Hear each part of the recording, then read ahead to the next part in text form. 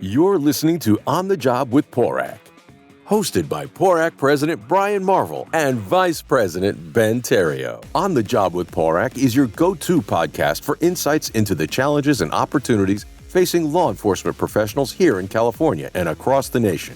Our goal is to provide an inside look at these issues from the perspective of officers who risk their lives to protect and serve their communities. Welcome back to On the Job with PORAC, your inside look at the pressing issues facing law enforcement in California. I'm Brian Marvel, President of PORAC, and my co-host, Ben Therriault, Vice President of PORAC. Today we're joined with two PORAC-endorsed candidates for CalPERS Board of Trustees, Jose Luis Pacheco, an IT professional for San Jose Evergreen Community College, proud CSA union member, and current board member seeking re-election to Seat B.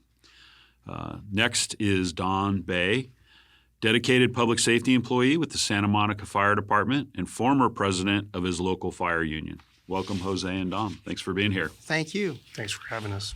Obviously, CalPERS, largest pension system. I don't think it's the largest in the world, but pretty dang close to it. Very important job being a trustee because it's just it's so big and it affects so many lives, especially in California.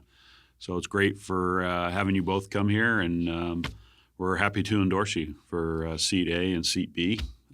Really important a race. So I guess what we can do is why don't we start with you, Jose, and maybe just a little bit background, biography. Oh, yeah. All the good stuff that candidates like to talk about. Well, let me just first of all say thank you so much for the opportunity and the privilege and the honor to be here and to be endorsed by PORAC and by the first responders and police officers. I'm really, really proud of that. And thank you so much from the bottom of my heart. So I grew up in Watsonville, California. I'm from the Pacheco Valley. First generation of my family to go to college. My mother, she's my role model. She was the Communication Workers of America union member for the telephone company. And I looked to her for inspiration because when she retired with a pension from the phone company and lifetime medical and dental for my dad and my mom. And now that helps them with their lives because now they've got a lot of things. They got diabetes, they got a lot of health issues, but because of the pension and because of the health benefits, my mom can retire with dignity and respect. And that's exactly what I brought into the pension here as on the board member, because I also want to make sure that the 2.3 million folks that are on the CalPERS board also retire with dignity and respect. And I've done that with all my work that I've done before. When I was a CSCA, when the past president of CSCA, Chapter 363 at San Jose Evergreen Community College, I have been a starch union member. A member in good standing for a long time, and it's good. It's my mother bringing me all those examples of being a steward and being a fiduciary. And not only have I been a fiduciary on the board, the CalPERS board, but before that I was a board member for a credit union, the Santa Clara County Federal Credit Union, for 8 years. I was the vice chair for 6 of those years. So I have been a fiduciary for a very long time. And I believe being a fiduciary on the board is super important, and having the duty of loyalty on that without having any undue political influence. You got all these people, lobbyists, people trying to sway you to go this way or that way, but it's your responsibility to look beyond all that noise and do what's right for the members, for the 2.3 million members. Very nice. Thank you. Appreciate that. How about you, Dom? Yeah, so again, thank you guys for having me. I work alongside of our police officers in the state, so have a lot of friends and family over a 16-year career as a firefighter. I've been a firefighter in Santa Monica for 16 years. Somehow I got convinced that being on the board was like a fun thing. And so I joined our board of directors just over 2 years in, really young into the career, started getting involved and took over the spot for the political chairman of our organization, then went on to be the vice president and the president. And I was appointed to the Santa Monica Pension Advisory Committee. So we had presentations from CalPERS. That's when I started learning a lot about the pension system and started keeping a pension handbook, and reading it for leisure, which, is another, whole different story. But I'm really interested in pensions. And, I'm running because I think we've gotten so used to our pension underperforming that the thought of consistent long-term performance is just something that we think like, what world is that? We've had incredible turnover in the chief investment officer role and the leadership, 4 different CIOs in just over 4 years. And for you guys that are police officers and as a firefighter, right, having a different police chief would be, if you had a different chief every year, it'd be incredibly disruptive. Well, imagine for a $540 billion pension fund. And then the engagement was something that I found that I know Jose can attest to. Only 10% of people turned out in the 2021 election. And of that 10%, 75% were retirees, which means that our active folks are voting at a clip of 5%, which is terribly low. So I really wanted to boost engagement, get people involved, and try to get some strong incentives and leadership on the investment side of the fund so that, consistent performance is something that becomes the standard. I appreciate that. And, it's good to hear, 2 individuals that are sitting on a trust that are really, take the fiduciary responsibility seriously because, I think we could all agree here that pensions are vital for retirement security. When I travel around the United States and you see some of the other folks where their pension systems aren't quite where they should be for funding wise, but also, there's a lot of folks that don't even have pensions. And it's very unfortunate that America as a whole has moved away to defined contribution plan, which was never designed to be a replacement for a defined benefit plan. So we try to do everything we can to bolster CalPERS and make sure it's a viable entity moving forward. And obviously from San Diego, we had our own pension issues because we're a private system. I'm not a participant in CalPERS, but I know Ben is. I think it's just so important to get people that want to sit on the trust that are very concerned and making sure that the trust stays as a viable entity because so many people rely on it, and CalPERS is so big and so many people do rely upon it. And retirement security is just such a critical component. And you're right, the younger generation don't really think about it until later on in their careers. So I just think that endorsing you 2, getting you back up, getting you reelected back on there and getting you on there, Dom, is just going to be something that will be beneficial for the system in the long term and hopefully for all the participants. I know we're very specific in public safety because of who we represent, just like the fire union folks. But we all want the system to be sustainable. We all want it to be successful for everybody. I know one of the things that we talk a lot about and you hear a lot about is the ESG investments. So be curious to get your input on your thoughts around ESG, and I'll start that one off with Dom. Yeah, give me the ESG out of the gate. Huh? Yeah, that was a tough one. No, it's okay. It's you know what? It's complex, but it's actually really simple from how I see it. CalPERS put out its 42 or 44 page document on ESG and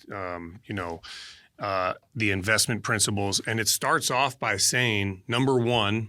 We are a pension fund with the fiduciary obligation to deliver the retirement money that workers and taxpayers have put into this system so that this system is, one of the best in the country. So they start off with that, number 1.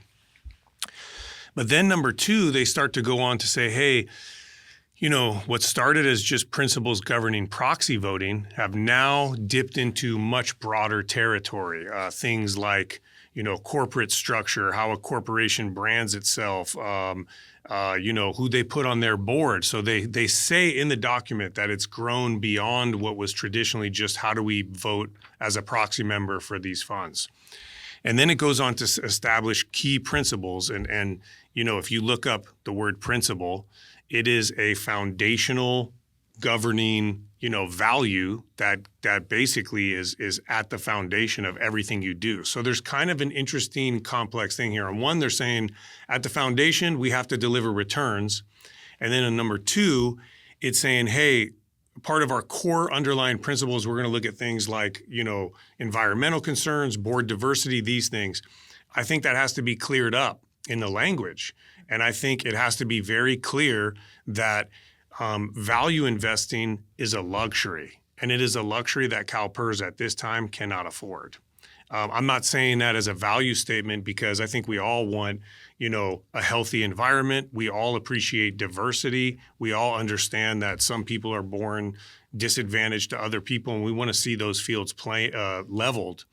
But we can't do that if we can't fulfill our obligations. So I think that has to be cleared up. And, addition, I know we'll get into incentives from the investment team. There has to be a strong incentive structure for the investment side of the fund, and that just has to be crystal clear. There can be no ambiguity. The fund has to deliver returns and protect the taxpayers and the employees and retirees in the system. And then from there, we can build policy. I think there may be some discrepancies right now how it exists. That's very good to hear. I mean, I think as a POA president, before becoming vice president, the term divestment, that was thrown around a lot. And I think it's what ultimately led to the ESG. And it's just, it doesn't work. And it just really clouds and gets in the way of what the mission of CalPERS is, which you really harped on. And, that has to get cleared up because it's, at the end of the day, your average public safety person, they just want to make sure that it's there. They want to know that, hey, is this going to be there? And it doesn't mean all ethical considerations should get thrown out, but, at the end of the day, the trustees have a job to do. That's right. And, that has to be really taken into consideration. What do you think on the funding structure, for example, 80% is kind of the goal. What's your thought process on I think our where we're at and where we should go? First of all, we had a really successful year. Yeah. I mean, we went from 75% funded status to now to 79%. We've increased our asset under management to about $556 billion under asset under management. That's more than $500 billion. And we are the largest pension system in North America. But we're not over. It's not over yet. I mean, we still got to keep on going. My goal is to get to the 100% mark. And we've been to that mark since 2005 and so forth. So it's been a while since we've been there. But we've got to get to the funded status of 100% because not only because right now, okay, we got 79%. Great. We got enough. The funded status. We have enough money, liquidity to take care of our retirees now. But what about for our folks, our younger folks that are going to retire 20, 30, 40 years from now? That's the group that I'm more worried about. And as CalPERS, we're a long-term investor. We're not looking at today. We're looking 10, 20, 30, 40 years from now. So making sure that we have something in place and making sure that we've got a robust investment strategy that will work for us. And right now, as you all know, we've got the asset liability management process. We're in play right now. And we've been talking for the last year now on this total portfolio approach, on making sure that this a whole new idea of changing our strategic asset allocation from looking at things from individual specific asset classes, looking at it from a total portfolio. And our current CEO, Mr. Gilmore, suggests that it may be a good way. It's worked in other funds throughout the world, but let's see if it works here. And we're still talking about it, and we'll actually have our first reading of it in September. How do you guys see the intersection between the changeover turnover in the chief investment officer and then this 80% mark and getting beyond that, and then ESG? Do they all intersect? Is that the case, or is it each has its own issue? How kind of maybe break that down a little bit more. You want to go for that? Sure. Yeah. I mean, I use the example, and for your listeners who are in part of police departments, right? Take the police chief again. These are massive long-term strategies. And when you have turnover where the people that put something in place aren't even there anymore, it's a big, big problem. Just like if you had a police chief that said, we're going to do this, And 2 years later, when that fails, where's that chief at? I went on to get another job. Yep. So everyone, instead of holding someone accountable, they just go, okay, that was a mistake. What's next? Let's change this. So I think they all intersect. I think sometimes the 80% number, sadly, can be used as just a place to kind of like, oh, we're here. It's like in high school, I got the bare minimum to play sports. Yeah. And so now, right, I get off my back a little bit. What I'm more interested in seeing is a very strong incentive structure for the investment team with long-term benchmarks in place beyond the 5-year, 10-year plus, and then consistent long-term performance. Whether it's 80%, like Jose was saying, we had a good year. Let's see that for 2 years, 3 years, 4 years in a row, 5 years, and rest assured that the people that are steering the ship are incentivized for those good performance and numbers. And what what Dom says is right. I mean, we got to get the right people. Now, I was I was disturbed that we've had so much turnover with our CIO. We got to have someone there on board to lead the way, give us the vision, and we're hoping that Mr. Gilmore stays with us. I mean, our sister pension had a chief investment officer that stayed more than 25, 30 years. Yeah. I mean, that's stability, right? Yeah. But we got to make sure that we have that in place. And Dom's right. We got to have an incentive structure that will make sure that these investment folks stay with us. Now, currently, there's a particular piece of law that is being worked at through the California Supreme Court. It's going to address the incentive issues with the investment folks. It's right now being talked about at the California Supreme Court. It hasn't come out yet with any particular way, but it would change the structure to provide CalPERS and the organization more say on how to pay the people, how to incentivize them. Currently, we can't do that because we're restrained by CalHR. CalHR kind of dictates how we can do certain things with the particular classifications of the job. But in this particular case, if this changes, it will change the interpretation of how we can incentivize. You can cut some red tape, basically, absolutely, and get some people in place to not have to deal with. And it incentivizes people in the right way. Yeah. Not in this way. Well, I can't make this. I can't do this. I can't do that. No, this definitely gives them the flexibility and the freedom. No, that's great. I think I just so I have obviously CalPERS pension. Have the classic 350, thank goodness. But I also have a 457 through CalPERS as well. And then you schedule that out by the decade. So like the further out, if you're on the 2040 plan, if you will, then the more aggressive, depending on when you're planning on retiring, I guess is what decade is how you schedule that out, which is also kind of goes back to what you're saying. You have to have people who are going to be around 5-10 years to execute a real strategic plan. And if you don't have that, that's a fundamental that's in the way. Hopefully that goes the right way. And just touching on something Jose said, not to jump around, because I know there's questions, but the law being updated, right? I studied a lot of pension history over the years, and we have to update the system. And when we talk about competitive incentives, we always refer to the public sector. But our pension, the $540-60 billion pension, doesn't operate like your traditional. The first pension ever was a NYPD municipal pension, and its incentive, like they used all kinds of different. It was very basic until there were some issues, and then they said we're just going to do municipal bonds, simple. Put it in the bonds, set it and forget it. Pay the officers when they retire. We're now a massive fund in private equity, fixed income. Different, like heavy fields that are shark-infested waters. So we need to update our system because it even says in the CalPERS policy, we want to pay folks. It says in there that they'll take a pay cut compared to the private market, but something that's still good. And we need to really become not competitive with the private market, but we need to retain good people that are incentivized to do well. and either be at the top of all the public pensions of our size, or even start to encroach into someone saying like, yeah, I'm not going to make as much as the private market, but if I deliver 10% gains over 10 years each year, I'm going to do pretty well for CalPERS. And now our incentives are aligned. No, I mean, I mean, Dom's right. I mean, we got to keep good people. I mean, it took us we just recently hired our new investment management director for private debt. But that took a while to get. And before that, we had the interim, Mr. Anton Orich.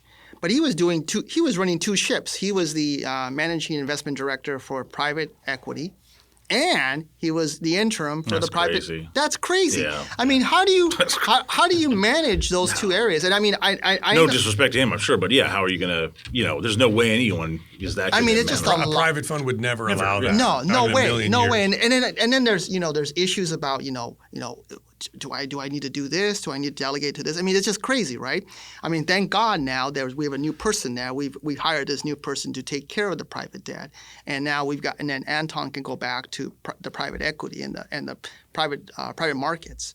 But yeah, we gotta, and that's the issue with recruitment and retention of good folks. This kind of goes into we all lived through the Financial crisis. I was trying to think of how do I word this? It's the global financial crisis. GFC. What is the PC way to say this? GFC. Yes, the global financial crisis. Some of us, I was more of a newer officer then, but a lot of folks, the lessons learned. It's like we're all everyone's pretty much heard the too big to fail thing, right? And so it was almost that we need to adapt more.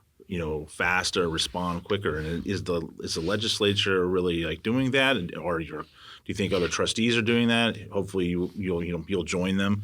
Where is the holdup there? Is it with the legislature? Is it a trustee? I mean, or is it both? Because it seems like some of the things you guys are talking about are just things aren't happening fast enough, and it's just too slow to adapt to changing environments. I think it's too slow. I think we got to go faster. We got to adapt with the times, because I mean we're the largest system in North America. I think we're the fourth largest pension system in the world. Okay, and even though we're this pension system, we've got to be able to adapt to changing environments, we have to adapt to the geopolitical volatility issues that are going on in the world, right? I mean, how do you respond to that, right? I mean, also some of the political things that are happening in Washington D.C. in the state, some of the budget issues that are happening with the governor's administration right now. All these issues need to come into play, and it's difficult if we can't adapt quick enough, right? And so it is something that we need to address, and I feel that we gotta bring in, we gotta be able to address those things, but in a very constructive framework that will help us in the future. And having Dom on board and myself again, I think that will help us, because then we'll be there stirring the chip in the right way. Obviously at a 40,000-foot level. Sure. But it would, we're given that guidance that's necessary. This sort of brings up a good question for both of you is, and I'll start off with Dom on this, is, how do you work with the board members that are currently there, but most importantly, how do you work with the ones that don't really carry your viewpoint on this? Yeah, so I think number one, you can't be an agitator just to agitate. You got to stand behind, virtuous things that are best for the folks that need them. And if you do that, you can hold that ground and push hard, and it doesn't have to be combative, and it's not personal. It's just like, this is the right thing. We're going to push for it. I'm still open to views, but I believe in this thing firmly. And, I'm going to stand behind this, and I want you to come stand behind it with me, or convey why that's not the right approach, and we can, get to the bottom of what's best. The main ingredient for that, and something affecting the pension right now, is engagement.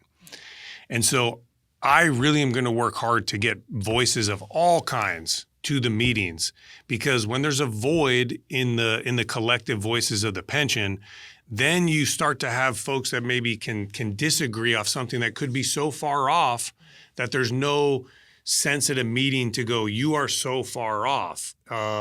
And so, bringing more speakers, getting more people engaged. And I know you guys as PORAC are always at these, meetings and engaged, but, getting everyday folks working there to kind of state how they feel will allow the truth to kind of stand there at a meeting, and someone who maybe disagrees can now see, hey, we just had 40 speakers from all different walks of life, and a majority are telling you right now this is what's important to them. Are you saying that that's not a value? So that's, I think, a key piece to how we navigate that.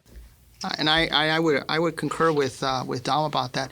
But I also think that we have to, we got people on my board that have different philosophies and different ways of thinking and so forth, and that's fine. That's what democracy is about. Bringing folks in with different viewpoints and so forth.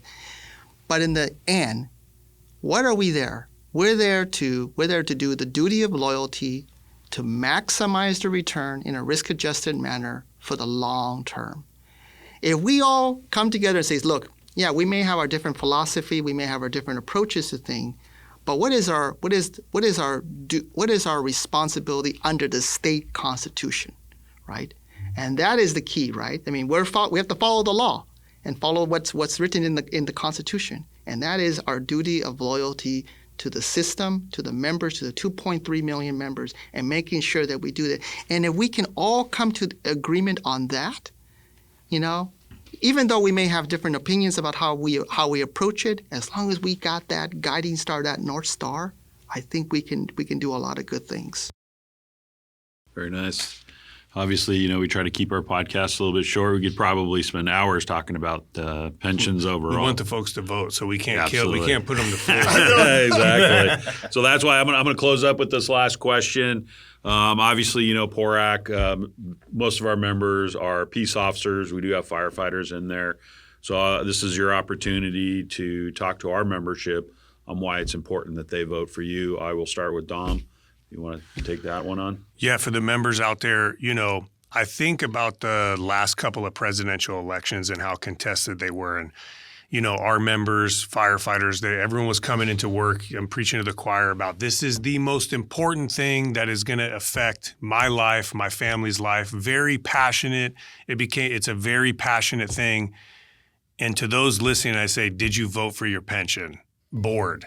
The thing that will most directly influence whether you can retire, whether you have to get another job, whether you can keep up with medical costs, inflation, things like that. Did you vote, and are you engaged in that? And to that I say, look, I'm not going to be a hypocrite, right? Like, we all have been complacent in that area because we want our pension to just do its job for us. Like, just, I'm putting my life on the line for 30 years, and when I retire, just please, let's keep the deal that we agreed on, and before I gave my life to this city or state, to do that. But all I say to those there, if you can just vote this year, that, tell 10 to 100 of your friends just to vote this year in the pension board race. And we will do our job to give members little, 1 minute sound bites, work with PORAC to give them little something that's not going to require hours and hours of their time, but just keep them informed. So to the members, I say, if they can get us there, we will do our part and fight incredibly hard. Yeah. And, just please spread the word and vote this year. It's super important. Ballots come out August 29th. Start scouring that mailbox. And make sure to vote. Yeah, you're absolutely right. I think about all the times, like, I have, usually voted. I'm sure I missed a year or two at some point in my career, but I think about all the stuff I could do more of just while you're talking about the engagement piece, and it's a lot for sure. Yeah. All right, Jose, finish it off. All right. Thank you so much. So first of all, I want to thank you all for inviting me. This is, again, a privilege and an honor.